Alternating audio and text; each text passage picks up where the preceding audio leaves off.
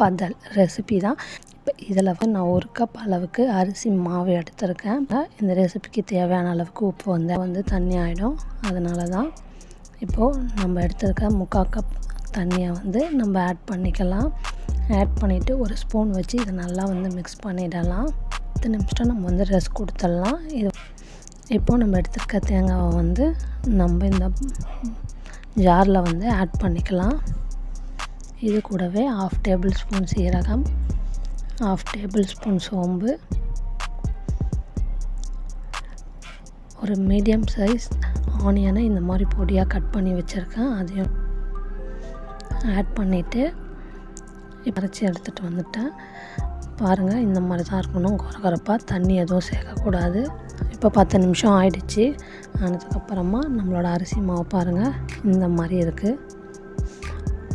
இந்த தேங்காய் பேஸ்ட்டை வந்து நம்ம